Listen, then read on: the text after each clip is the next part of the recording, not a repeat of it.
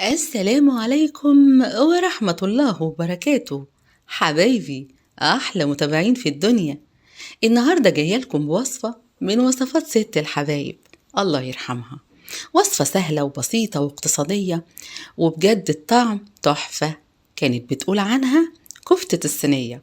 يلا نسمي الله ونبدأ مع بعض. هنحتاج بولة حبايب قلبي، وهننزل في البولة دي ببصلاية كبيرة مفرومة ناعم. أنا استخدمت الكبة، تقدري تستخدمي المبشرة إذا كانت الكبة مش متاحة.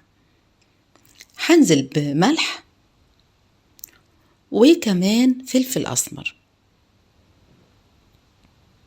وبعد كده حبايب قلبي بقى هبتدي أخلط المكونات بتاعتي كويس جدا. زي ما انتوا شايفين البصل كده بقى بالملح والفلفل، هنخلطهم كويس قوي لحد ما ينزلوا المية بتاعتهم ويكونوا معانا جاهزين.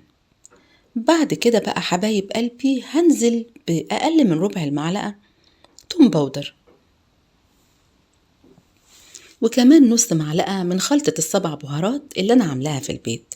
بجد بتفرق قوي ريحة وبتدي طعم حلو قوي. وهرجع تاني أخلط كل المكونات بتاعتي دي زي ما انتوا شايفين معايا.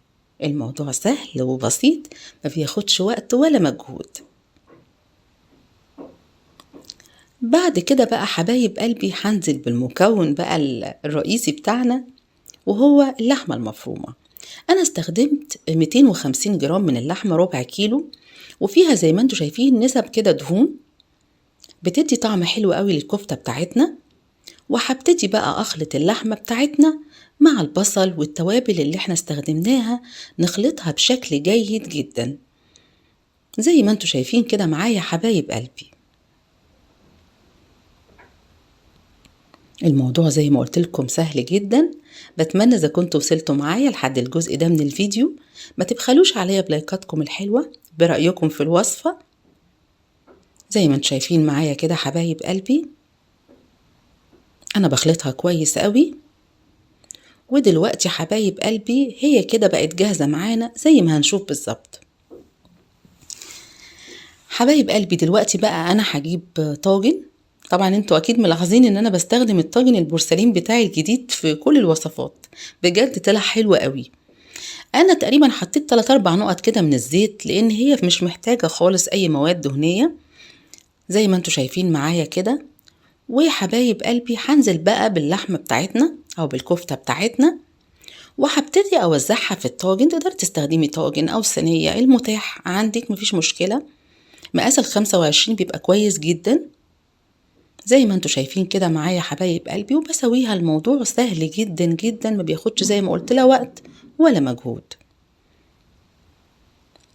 زي ما انتوا شايفين كده معايا حبايب قلبي. دلوقتي بقى حبايب قلبي انا هبتدي اقسم الصينية بتاعتي او الطاجن بتاعي، بس لانها رقيقة هبتدي استخدم ظهر السكينة. زي ما انتوا شايفين كده انا بعمل بس تقسيمات كده علشان اقدر ازينها بعد كده. طبعا تقدري تزينيها باشكال كتيرة جدا او حتى ما تزينيهاش. انا والدتي ما كانتش بتزينها خالص، بس طعمها كان بيبقى حلو قوي. انا قسمتها زي ما انتوا شايفين كده. الوصفة دي تكفي ل4 افراد، بجد بتبقى حلوة قوي زي ما قلت لكم. بعد كده بقى حبايب قلبي هزينها. انا هزينها بالفلفل الرومي البارد وكمان الزيتون المخلي. الموضوع كده بصراحة يعني انا حباه كده. تقدري تزينيها بأي شكل انت حابة، مفيش فيها أي مشكلة. طبعا الفرن شغال على درجة حرارة 170.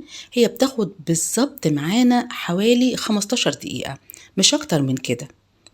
تقدري بقى تقدميها مع مكرونة زي ما أنا عملت، بتبقى حلوة قوي مع المكرونة الاسباجيتي. بتمنى الفيديو يعجبكم. يا ريت لو عجبكم ما تبخلوش عليا بلايك، شير، اشتراك في القناة، واستنوني دايما في المطبخ مع سنة. السلام.